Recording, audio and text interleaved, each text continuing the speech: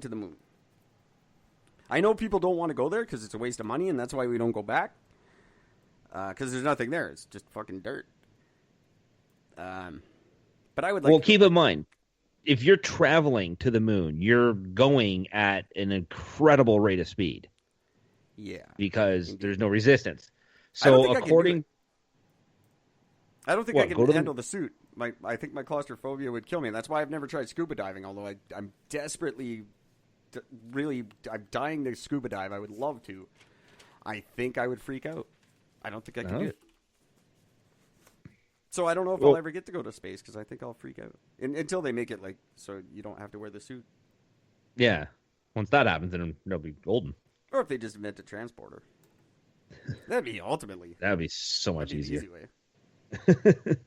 Just so you know, if you were to walk around the circumference of the moon, it would take you about 91 days if you walked continuously. What? You hear that, Mark Burnett? I think I got your next show. It's 2,159 miles. The moon diameter is 2,159 miles, making the circumference 6,783 miles. Hey, Survivor the Moon. That sounds cool. I think you should do it. That's about the same distance. That's like me walking to your house. That would suck. Little bit. That's about 2,500 kilometers longer. I don't. Well, I should try it because it's like 4,000, just over 4,000 kilometers. I want to try. This is 6,000 miles. I should try it, but only in moonlight conditions. Well, here's the thing that they're missing out on this because they're using that as the average walking speed of 3.1 miles an hour, which is flat level Earth terrain. You add in the fact that there's very little gravity on the moon, so one big push off, you can cover a much larger gap per step. So I think it would actually, I think you could probably actually pull it off if you were to actually do those leaps around. I think you could probably pull it off in a day. I want to try zero gravity for sure. I was at a place that had like a zero gravity thing, but it was broken. I didn't get to do it. It pissed me off. I would love to do that. Zero gravity would be neat. Yeah. It's got to fuck you up, though. Astronauts all say, they never tell you the parts that astronauts tell you, like behind the scenes, that it sucks and it's hell on your body and you come back, you're all fucked up. Like Chris Hadfield, he was a disaster when he got back. His bones were all soft and shit. Yep. It's probably terrible for you, but it looks like a hell of a lot of fun. I'd love to do it. Love it. Yeah, I would like to. I wish there was more of an opportunity, like a space-like environment on Earth. Like, I guess you go to NASA and they probably have lots of them, but I don't think they just let people do that. No, they do have the world's largest vacuum chamber. Yeah. It's in the U.S. It's where they ended up doing the study where they dropped a bowling ball and a feather at the exact same moment from the same height. Oh, yeah. And they pulled out all the oxygen in and they just let them drop, and they both landed at the exact same time. Well, yeah, that's the old joke. What weighs more, a pound of feathers or a pound of bricks? Yeah. They're both a pound. Well, yeah, they're both if you dropped a pound of feather and a pound of bricks, what would hit the ground first? They're both a pound, idiots. Yeah. I always love that one. You've heard of deja vu, obviously. I do not believe in deja vu, but I've heard of it. Well, did you know there's also a thing called deja reeve? No, that sounds even stupider, though. So deja reeve makes you feel like you've previously experienced an event in a dream. Okay. All right. I follow you. So that's what that is. So deja vu is when you feel like you've experienced an event in real life, and the deja reeve is when it happens in a dream. That was actually the subject of my first novel that I never finished.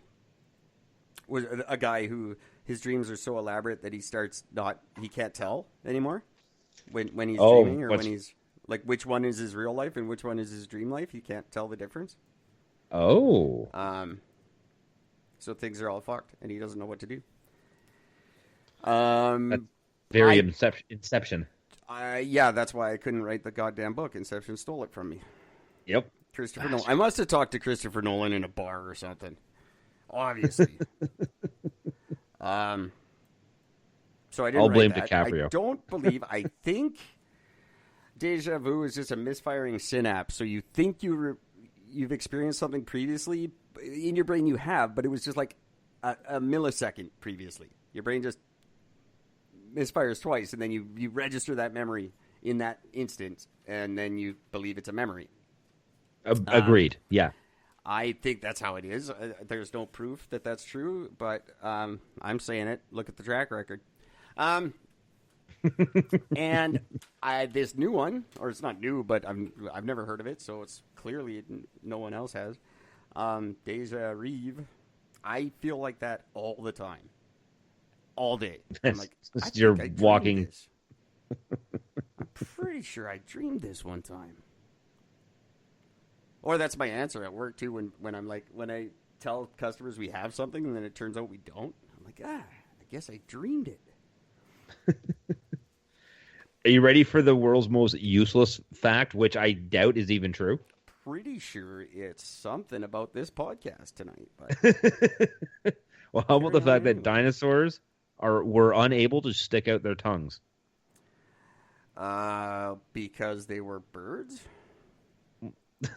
I don't know, but I just think that is A, I don't think they could possibly prove that, and B, yeah, that was come on. That was my that's always my go-to, but whenever they say stuff like that, I'm just like, prove it. Prove it. You know, you just found out they had fucking feathers. I mean, this whole time you said no, so get the fuck out of here. Sharks don't like the way humans taste. Yeah, how many of you asked?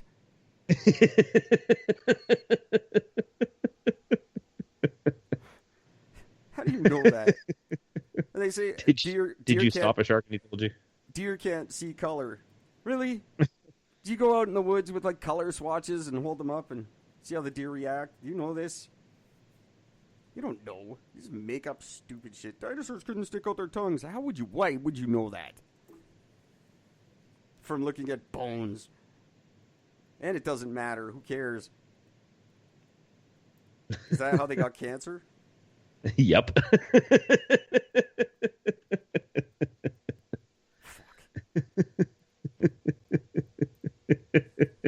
So what? Really, at the end of the day, come on, paleontologists. You're grasping for things to be interesting here. Yeah, like come on. A dinosaur had cancer. Probably. Everything always does all the time. So that's not fucking science-y at all. Dinosaurs couldn't stick out their tongues. Why does that matter? Who cares? What? Go find something new.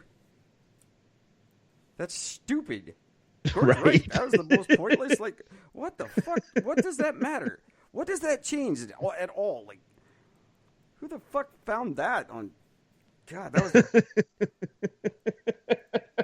How much do the other paleontologists make fun of you for figuring that out? Right. Little gem out and announcing it to the world.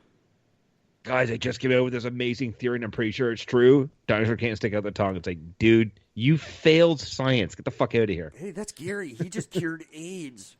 Hey, there's Chuck. He proved that dinosaurs couldn't stick out their tongues. That literally helps nobody. Nobody ever and never will. Anywhere. That in no point in time will that information ever be useful. So thanks, science, for making me stupider. That sounds like such a fucking flatter thing to worry about. Oh, well, then we're not going to die of COVID. After all, the dinosaur tongue theory explains it all. Right. Do you know how fruit flies attract their mates? I believe homosexual flies is how it's supposed to be pronounced these days. But either way, do you know how they attract their mates? I do not. They poop. Their poop is what attracts their mates. And that works for some Germans too. So. And that is absolutely true. There you go, Berlin patient. That was for you. Yes, I believe I did know that, actually. That's gross, but very true. Well, yeah, but they live in poop. They're born in poop. Everything is poop. That's their whole life. When it's not gross to them, they love the poo. Well, not only that, but you got to figure a fruit fly only lives for like what? I don't know, 3 days? Like, I mean, it's not like it can create a whole elaborate thing to attract its mate. It's like, there's a shit, bitch. You like it? It's round and it stinks. Come on over. Do they know it's 3 days? I don't know. Does anybody know its own? Like, did they live like it's 3 days? They're just like, fuck, man. We got 3 days to get this shit done. 3 days. Gotta get laid. That would suck to just be born and know you've only got 3 days to live. What do you fucking do? Like, what do I do first? Man, I have no idea. I'm just born. What the fuck do I know? Our conversation is eating away at my life, literally. Get the fuck out of here. It's like the philosophical question. That's what we always ask. Like, is it a full life like ours is a full life? But, you know, do they live a full life like we do, but it takes place in 3 days? Sure. I mean, if they have to find a mate and then have a baby, I would say yes. Philosophically, you could say shit. They don't have brains. They don't think. So no, probably not. But, and they're it's just, you can't anthropomorphize it. But I just think like living on shit and just being stoked about shit would just be fucking. That's a deal breaker for me, man. It'd be shitty. That's seriously a deal. I want nothing to do with shit. I don't even like my own shit. Like I seriously like I shut the toilet lid before I stand up, kind of thing. You know what I mean? I don't like shit. No, it comes out of me into a toilet for a reason. I don't. That would be a bad life. I'm glad I'm not a fly. But that's why it's only 3 days. You're like, oh man, I live in shit. Good thing I'm dead in 2 days. Right, exactly. 2.5 more days to go. Fucking yeah. So while we're all broke and dying of COVID, in the last week, the world's 10 richest people got richer by $53 billion. Yeah, that's good to know. Led by Elon Musk and Jeff Bezos, of course. Of course. I mean, but it makes sense. Why not?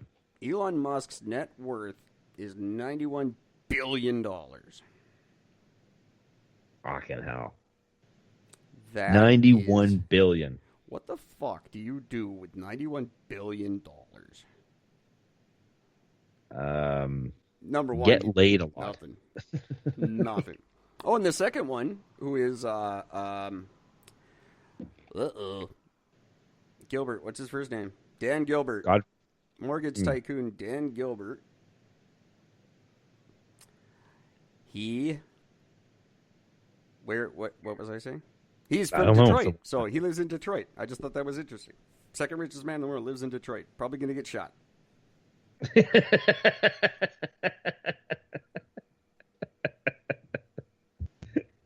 Yep, you're probably right. Jeff Bezos is up another $7 billion. Oh, good for him. $196 billion Jeff Bezos has. That's fucking crazy. That is absolutely insane. You know, really, no one thought Amazon was going to be much of a thing.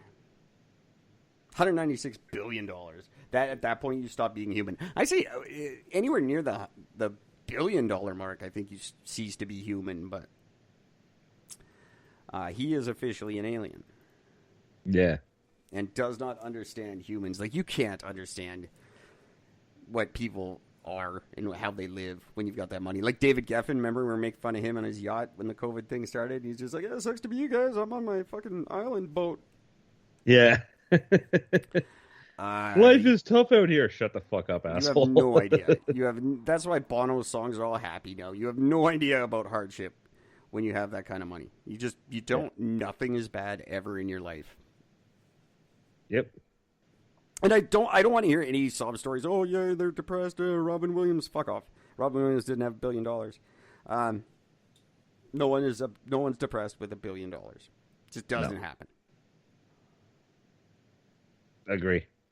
And I hate all of you. unless you give it like that prick in Vancouver who was already a celebrity chef and he win the goddamn lotto twice. Yeah.